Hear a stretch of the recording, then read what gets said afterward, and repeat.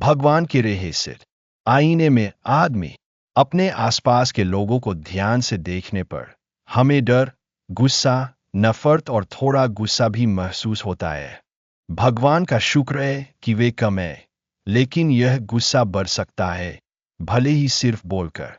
हम सभी को गुस्से का खतरा होता है क्योंकि हमारा पड़ोसी डरा हुआ, जलता हुआ या बिना वजह गुस्से में है, या सोचता है कि उसके पास दूसरों से ज्यादा अधिकार है क्योंकि दूसरा कमजोर, मूर्ख या किसी तरह से कमजोर है। बहुत से लोग अपने दिल में मानते हैं कि उनका गुस्सा सही है। गुस्सा सिर्फ किसी को मारना नहीं है, यह अपना फायदा बढ़ाने के लिए फायदा उठाना, झूठ बोलना और धोखा देना है। लोग इन व्यवहारों को नॉर्मल मान लेते हैं और एक स्नोबॉल की तरह वे एक हिमस्खलन बन जाते हैं, जिससे उनके रास्ते में सब कुछ तबाह हो जाता है। इस तरह की जिंदगी का मतलब है कि हम सभी को कभी न कभी गुस्से का सामना करना पड़ता है।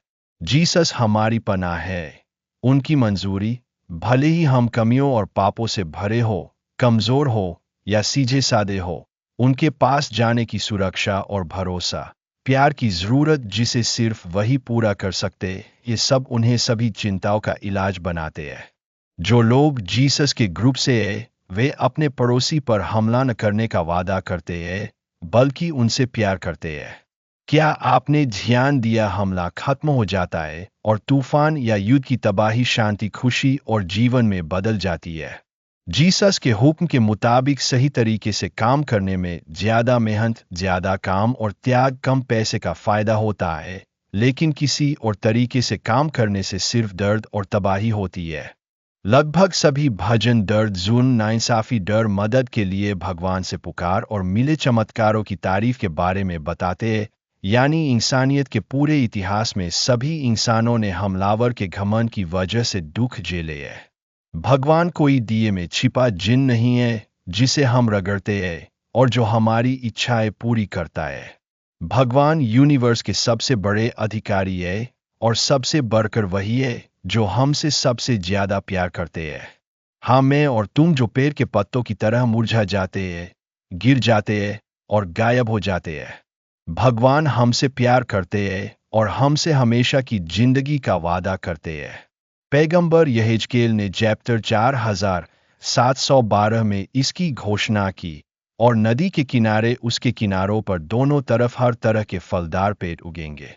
उनके पत्ते न मुरझाएंगे, नहीं उनके फल खराब होंगे। वे अपने मौसम में फल देंगे क्योंकि उनका पानी पवित्र जगह से बहता है। उनके फल खाने के लिए होंगे और उनके पत्ते इलाज के लिए। हम वो पेड़ हैं जिनमें जान है। सबसे अनोखा चमत्कार यह है कि भगवान हमारे पापों के बावजूद हमसे प्यार करते हैं और हर इंसान की परवाह करते हैं, चाहे वे कितने भी छोटे क्यों न लगे। लेकिन हमारा घमंड हमें उनके प्यार, सुरक्षा और आराम से अलग कर देता है। सबसे बुरी बात यह है कि अपनी बेवकूफ़ी में हम यह नज़रअंदाज कर देते हैं कि भगवान को सभी लोगों के साथ न्याय करना चाहिए। अय्यूब 19:29। तलवार से डरो क्योंकि तलवार अन्याय के कारण भड़केगी, ताकि तुम जान सको कि न्याय होता है। भगवान प्यार और दया से भरे है और वह एक न्यायप्रिय पिता है जो हमारे अन्याय, हमारे पड़ोसियों के खिलाफ हमारे गुस्से को बर्दाश्त नहीं करते। जो कोई भी माफ़ी नहीं मांगता, पछतावा नहीं करता और धर्म नहीं बदलता, उसे अपने कामों के लिए, यहाँ तक कि अपने पड़ोसी के खिलाफ अपनी सोच के लिए भी, यहाँ तक कि सबसे मामूली इंसान के लिए भी भगवान को जवाब देना होगा, क्योंकि वह मामूली और नफरत किया जाने वाला इंसान ही भगवान के सबसे बड़े प्यार का हकदार है। उस छोटे से बच्चे के लिए जीसस क्रॉस पर चढ़ गए, वह उनसे प्यार करते हैं, और अगर आप उन्हें नुकसान पहुंचाते हैं तो भगवान आपको जिम्मेदार ठहराएंगे। भगवान का यही प्यार हमें अपने पड़ोसी से प्यार करने, उनके लिए खुद को कुर्बान करने और उनकी मदद करने की ताकत देता है, यह जानते हुए कि हम भगवान की मदद कर रहे हैं।